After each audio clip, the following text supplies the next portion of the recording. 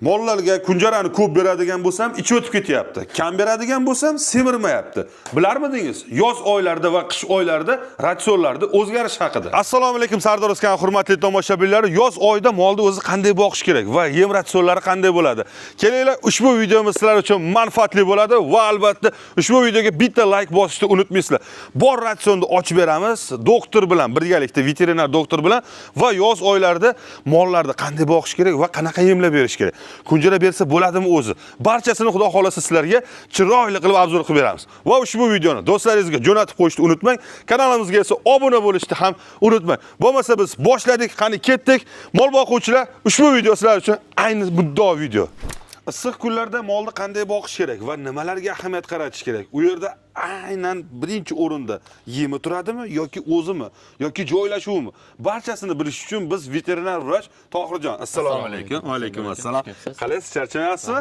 Xudo xolasa bugun ko'ra turgan tomoshabinlarimiz uchun foydali, manfaatli video qilamiz inshaalloh. Albatta like bosib qo'yasizlar. Tohirjon, o'zingiz haqingizda bir og'iz. Men Farg'ona viloyati Dang'ara tumanidan, Bosh qishlog'idan Mansurov Tohirbek, veterinar vrachman. Shu o'zimizning hududda hayvonlarni oziqlantirish, kasalliklarni davolash, oldini olish bilan shug'ullanaman. Juda ham zo'r. Xo'p, ko'p yillik mana tajribalaringiz bor ekan va mollarda qanday boqish, ularni ratsionlarni tayyorlab berish bilan ham shug'ullanar ekansiz. Ya'niki o'sha o'zingiz qarab turgan fermalar yoki xonadon egalariga bu narsani endi biz internetga ovoza qilamiz, chunki bu narsani hamma bilishi shart. Foydalansin, xudo xolasa. Foydalanganlar esa mana kommentariyga yozib qo'ysin yoki men shunday boqaman deb yozib qo'ysangiz ham ayni maqsadga muvofiq bo'lardi. Xo'p, birinchi o'rinda mana bu zagon. Misol uchun yozda ham, qishda ham bu mollarga aynan zo'r. Aynan Yevropa yoki chet davlatning mollariga ham yoki o'zimizning mollariga ham bo'laveradimi? Xo'p, zotdor qoramollarga ratsion bilan boqish, ya'ni mana bu zagonda bo'sh holatda yurgizdirib boqish foydali. Sabab bular o'zimiz jaydari qoramollarga nisbatan yaxshi ves to'playdi. Misol go'sht yo'nalishida bo'ladigan mana bu Greenford zotimiz, hozirgi boqilayotgan Greenford zotimiz ham yurib turgan holatiga muskul qatlamini yaxshi to'playdi. Muskul qatlami rivojlanishi yaxshi bo'ladi. Shunday. Xo'p, bularda aytib o'tadigan bo'lsak, nima uchun zagonga chiqarish kerak? Chunki bular xohlagan joyda yotish kerak va harakatlanish kerak. U yerda harakat bo'lgandan keyin qon aylanishi va muskul to'planishi yaxshi bo'ladi. Endi bularga misol uchun yoz oylarida mana shunaqangi chetdan kelgan, ya'ni issiqqa bardosh bera olmaydigan mollar, ya'ni semizlarga qanaqangi ukol yoki vitamin yoki nima maslahatlar berasiz? Avvalo zo'giyenik sharoitni yaxshilash. Mana bu ko'rib turgan matsionniy holat, ya'ni zagonimiz, bu ozuqani yeyish uchun. Ozuqani yeyish uchun asosan va ertalab kechqurun salqin paytda turish uchun. Ichkarida mana yana bitta zagonimiz bor, u yer salqin. U obed paytida o'sha yerga kiradi. O'sha yerga o'zlari kirishadi. Muhim narsa bizning hududda mana shu issiqlikdan saqlash. O'zbekiston hududida issiqlikdan saqlash.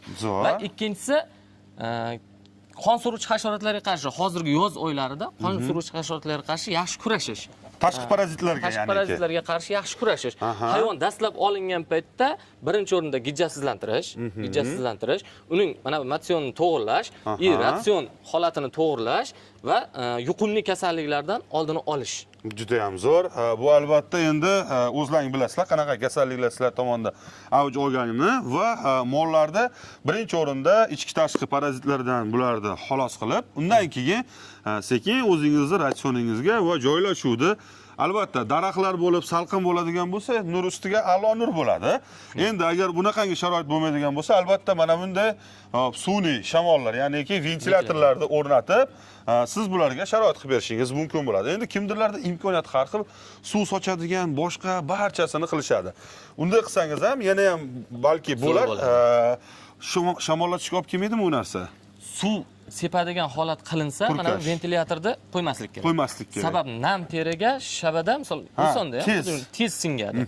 U mana bu muskul qatlamlarni shamollatishga olib keladi. Hayvon o'zida shamollatishni chaqiradi. Juda ham zo'r. Demak, mollarimizni mana ko'ryapsizlar, semizgina, anchagina chiroyli. Bular oyiga qanchadan ves qo'shyapti hozirgi kunda, mana issiqda? Issiqda 50 kilogramm nari beri simdan vес qo'shyapti. Aha, plus minus 50 kilogramm. Ha, shunday. Bu albatta ratsionga bog'liq va qarovga ham. Va shuni o'rnida mana veterinar vrach sifatida bular mana ta'kidlayaptilar. Ko'ryapsizlar, pashsha bo'lishiga qaramasdan, lekin hayvonlarimiz yaxshi yurishibdi. Sababi ichki tashqi parazitlarga ukollari qilingan, barcha emlamalari bo'lgan. Shuni hisobiga mollarimiz mana maza qilib yurishibdi. Demak, biz endi videoning davomida sizlarga ushbu ratsionimizni foizlarda yoki kilogrammlarda ko'rsatib o'tamiz. Sizlar bemalol undan foydalanib, xohlang 100 kilo, xohlang 1 tonna, xohlang 100 tonna uni imkoniyatingizdan kelib chiqib bemalol tayyorlashingiz mumkin. Bo'lmasa ketdikmi? Ketdik. Uni sizlarga ko'rsatib boramiz. Mana ushbu ko'rib turgan yemingizda mana necha xil ratsionda qanday yemlar bor. Bular haqida bizga to'lig'icha mana Tohirjon veterinar vrachimiz o'zlari aytib beradilar. Bu yemlarni qaysi paytlardan bergan ma'qul? Va qanday issiqlikdan keyin? Bu ratsionimiz yozgi ratsion. Havo harorati 20-25 gradusdan ko'tarilgandan keyin. Kunduzi 20-25 dan o'tgandan keyin shunga yemga o'tsa bo'laveradi, to'lig'icha. Shu ratsionga o'tsa bo'ladi. Bu ratsionimiz tarkibi asosan kletchatkasi ko'proq bo'lganligi uchun kepaydan 20%. Hozir keling, bu yerda boshidan boshlaymiz. Sizlarga ushbu yemimizdan agar imkoniyat bo'lsa yozib olishlaringizni so'ragan bo'lardik. Keling boshlaymiz. Boshlanishdan kunjara 10% miqdorida qo'shilgan. 10% kunjaramiz bor. Taxta kunjarami farqi yo'q. U sizning xohishingizga qarab. Bu hozir. Aha, undan keyin Kepak. 20% kepakni tashkil etyapti. Aha. Semichka shiroti undan keyin. Semichka. Aha, semichka shirot. 10% bu. Ko'rishingiz mumkin. Bug'doy yormasi. Bug'doy yormasi, ya'niki un holatiga keltirilgan mana bug'doyni. Bug'doy yormasi. Undan keyin soya shiroti. Soya shirotimiz mana ko'rishingiz mumkin, juda chiroyli ekan. Buni ozuqaviy birligi juda ham zo'r va buni misol uchun biz hozir asosan ya'ni boqma buqalarga aytib o'tyapmiz, bo'rdoqchilikka, yoz oyida qanaqa yem beray deydiganlarga. Xo'p, undan keyin raps shiroti. Raps shiroti. Raps shiroti bor. Ana undan keyin makka uni. Mana bu yerda raps shiroti va makka uni. Makka uni. Makka uni mana ko'rishingiz mumkin. Ushbu makka uni raps shiroti necha foiz? Raps shiroti 5% miqdorida qo'shilgan, 15% keyin bu yerda bilinmay qolgan arpani uni bor. Arpa uni bor. Sabab yoz oylarida arpa misol hayvonni sovutishga yordam beradi. Sovutishga yordam beradi. Organizmni albatta. Metabolizmni to'g'irlab beradi.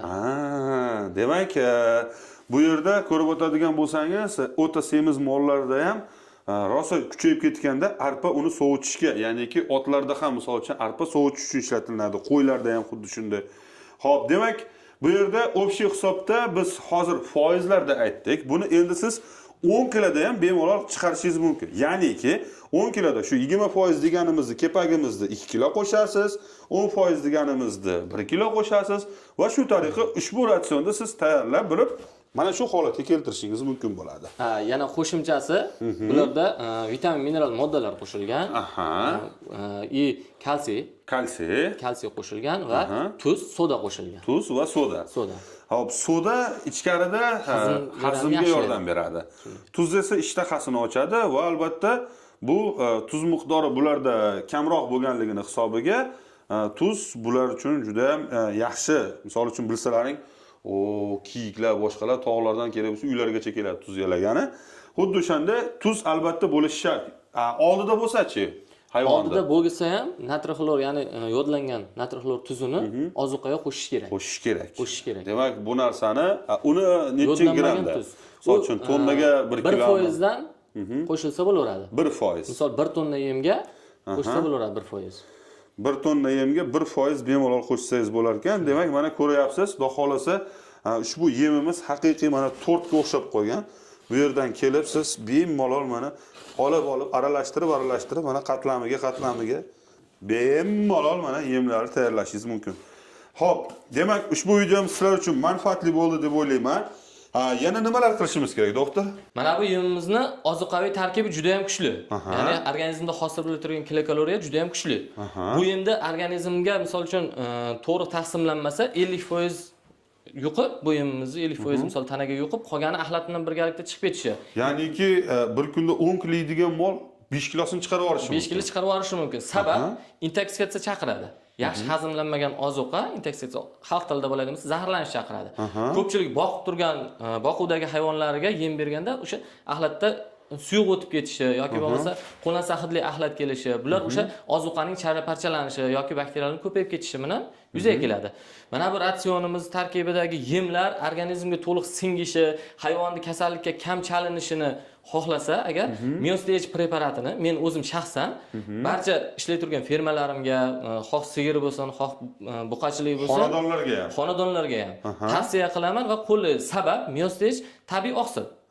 Gormon emas, antibiotik yoki bir ishtaha ochuvchi nima emas, faqat o'sha oqsil tabiiy oqsil bo'lganligi uchun hayvonni yey turgan yemini organizmga yaxshi singdirib beradi. 100% effekt olish mumkin. Miostage bilan birgalikda qo'llansa 100% effekt olish mumkin. Demak, o'zingiz ham qo'llab kelasiz, foydalanasiz va tavsiya berasiz. Juda ham ko'p veterinar vrachlarimiz, misol uchun operatsiya qilishadi yoki juda ham og'ir ahvolga tushib qolgan mollarimizga hamma muolajalar qilib bo'lishgandan keyin Miostage qo'llashadi. Sababi uni immunitetni hosil qiladi. Birinchi o'rinda immunitet yuqori bo'ladigan bo'lsa, o'zimizda ham misol uchun immunitetimiz kuchli bo'ladigan bo'lsa, shamollamaymiz yoki boshqa kasalliklar kelsa, immunitet u bilan kurashadi. Xuddi shundayki, hayvonlarda ham agar siz Miostagedan foydalanadigan bo'lsangiz, Miostage ham hazm jarayoniga yordam beradi. Ves bo'lsa, ves to'plashga, sut bo'lsa, sutni chiqarishga, bu yog'ida misol uchun kuy kelishini sigirlarimizda tezlashtirilishiga va albatta immuniteti baquvvat bo'lib, yaltillagan, zo'r chiroyli mol bo'lishiga olib keladi. Nima deysiz bunga, doktor? To'ppa-to'g'ri. Xo'p, shuning uchun ushbu yem ichidagi moddalar juda ham ozuqaviy birligi juda ham kuchliligini uchun, misol uchun ichi o'tish boshqa holatlari va buni hazm qila olmasligi uchun bizga hazmga yordam keladi va albatta Miostage.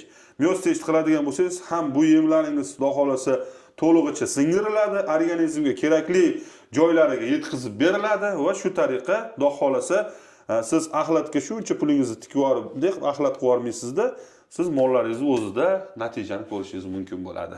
Shuning uchun ushbu ko'rib turgan mollaringiz ham misol uchun oyiga 50 kilo plus minus ves qo'shyapti.